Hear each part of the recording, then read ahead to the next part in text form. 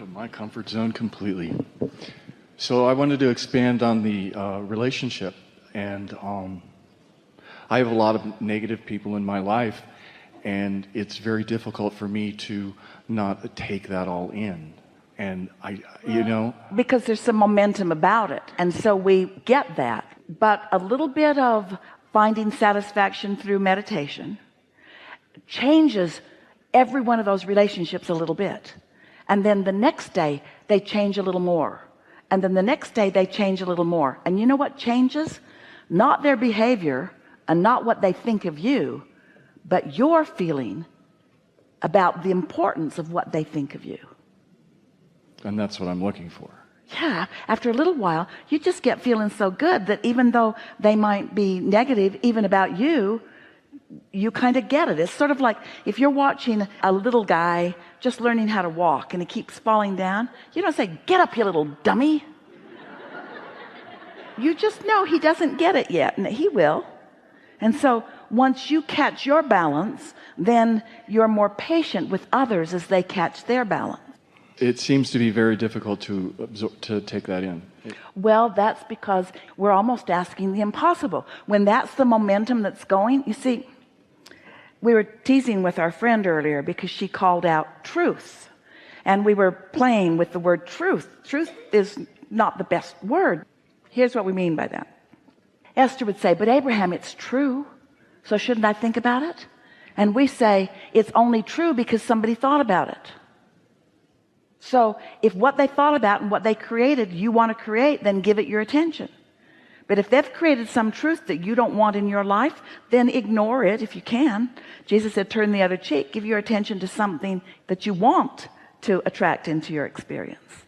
And so we know that we started with this today, in fact, that people are so observant of what's around them that they let what they are observing set their tone, set their point of attraction, and then they get more of it. So it just looks truer and truer. You thought it, you practiced the thought of it, and it just keeps proving itself to you, even though it's not satisfying. So our work today was to convince you that you can separate what seems like real from what feels satisfying. And if it's not satisfying, even though it might be real, try not to think about it. Even though it seems real, if it's not satisfying, try not to think about it. Even though it might be real, if it's not satisfying, try not to think about it. And after a little while, with the help of meditation, it's easier and easier not to think about those things that aren't satisfying. And then you sort of break the circuit so that they're not part of your attraction so much, so that you can go through long periods of time where only pleasant people find you. These people are like my father, my sister, my intermediate, right? So it's like. But there is an inner being version of every one of them. And the inner being version of every one of them, your inner being is focused upon and finding lovely things about them.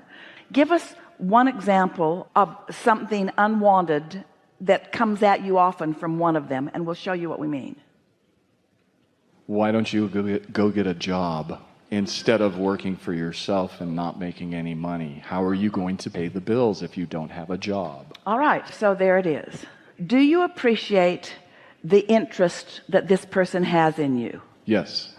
And do you believe that this person wants more money to flow to you? Yes. And do you believe that you are a vibrational match in terms of that desire? The desire of making money? Yeah. Yes. And do you believe that this person is the best one to give you guidance?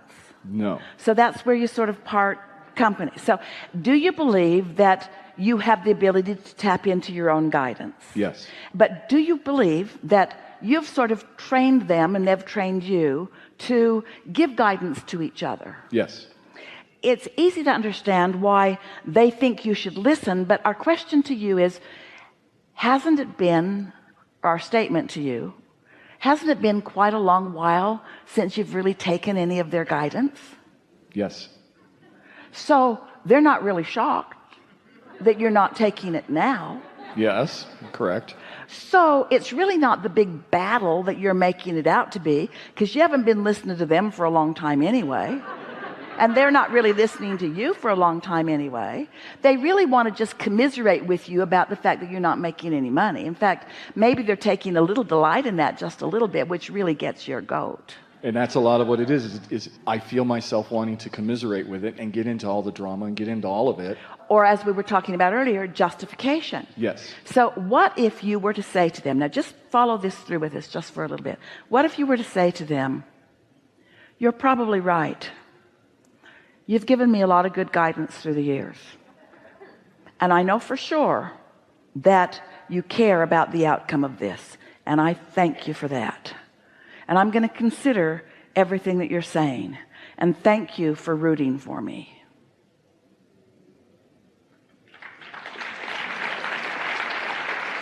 Now, you could say every one of those words without violating your own truth. Okay. Didn't you mean everything that we meant you meant? Yes. We got that right out of you. We didn't make it up. We got that right out of you. But here's the deal. What you're worried about is their response to it. Yes. So don't say it out loud. Change the vibration by saying it to yourself, but don't say it out loud. So they won't retaliate. And you've cleaned up some energy. And when you clean up your energy with them, if they're not coming with you in the cleaned up energy, they don't keep coming with you. It's no fun to talk to somebody who's not in on the vibrational game. When you stand in a state of security, they won't want to talk to you about not making any money. When you start making a bunch of money, you won't be fun to play with for them anymore. And do you think maybe there's a little bit of you that wants to keep playing with all of them? Oh yeah. Oh, Yeah. there is, and then that's the side that I'm wanting to move away from.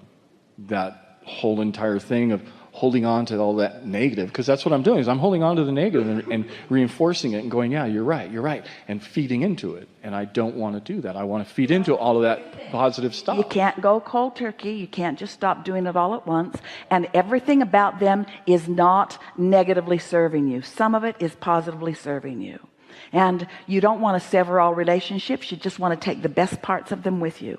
And in the same way that the entire universe, or this time on planet Earth, this time in space, is a microcosm of lots of things wanted and unwanted, every single person you know is a microcosm of things wanted and unwanted. And you can't attract the wanted until the wanted part is most active in you. And you can't get the wanted part of any of them to be the most active part in you while you're standing and looking at all of it. So you've got to start selectively sifting in the things that you think about them by making lists of positive aspects and so on. You said the perfect words to us as you sat down. It's hard, you said. And we say, we know it. We've written so many books about so many processes to help you leave those vibrations and find these vibrations. And you know what we're saying today? Instead, meditate. Quiet your mind, which stops all thoughts about them. Allow your vibration to raise, which will give you only the thoughts that your inner being is thinking about them. And if you do it often enough, your relationship with them will change, because your inner being will dominate the vibration of you. When you stood before Jesus dripping your illness, he did not see your illness. He knew your wellness, and he knew it so completely that your illness could not abide in his vibration. He just sort of swamped the whole energy field for a while. Well, that's what meditation does for you. You will connect with the love that you feel for them so powerfully that they will not be able to penetrate your love with their worry. It won't be satisfying to be around you because you're not bothered. You won't commiserate with them anymore. They'll say times are hard, and you'll say things are getting better. And they'll say most people are struggling, and you'll say I'm meeting more and more who aren't. They hate Mondays, and Mondays are actually beautiful. Yeah.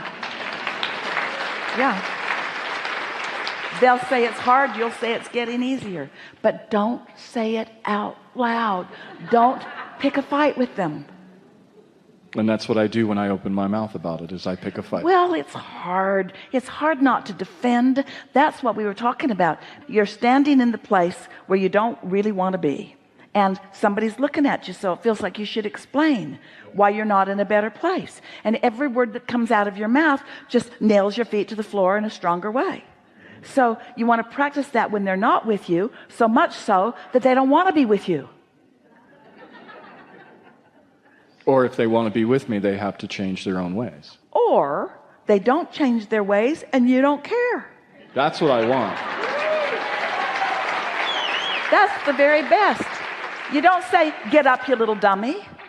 You say, life's good for me. Esther has friends who occasionally someone will say to them, so-and-so is causing trouble in my experience. And her friend will say, they're always nice to us. You're having whatever experience you're having, but they're always nice to us. It really is more about your own shock absorbers, isn't it? It's more about your perspective. Everything is perceptual. Everything is about perspective. And when you practice the perspective of your inner being more and more, then life looks and is better and better. So at first you're just practicing the thought of it, and then life is demonstrating it to you because you've practiced the thought of it, and then you can observe the improved life, and now you're practicing the thought of it more and more. So you get under the influence of the things that feel good and less under the influence of the things that feel bad. Complaining is so easy, and tearing down is so much easier for most people than building up, but it just goes against your basic nature. Every time you tear something down, every time you push against something, Jerry used to offer an analogy. He'd say, I'm pushing against this, I'm pushing against this, I'm pushing against this, I'm pushing against this, I want it to go away, and every bit of that pressure is on my hand too. In other words, you can't push against anything without the equal force with which you are pushing pushes right back at you. It's the laws of the universe. And so anything that you push against, you just practice the momentum of it, and then you just attract more and more and more and more of it. And so isn't it a nice thing when you're having a step one moment where you're experiencing contrast, but this time it's not just step one, because you've done step 1 and 2 and 3 and 4 and 1 and 2 and 3 and 4 and 1 and 2 and 3 and 4, and you're tuned in, tapped in, turned on so much of the time, and now you're having a step one moment with someone, and it's not bothering you because you bless the contrast, because you know out of this contrast will come more desire, and out of this more desire will come more eternalness. And so you see them not only as part of the problem, you see them part of the problem and the solution. If there weren't problems, there wouldn't be solutions. And if there weren't solutions, there wouldn't be any fun. There wouldn't be any satisfaction. You wouldn't have one bit of satisfaction if we were answering questions that you're not asking. No satisfaction at all. Not any at all. It'd be boring. Yeah. Enough? Yes. Really good. Really good. Really good.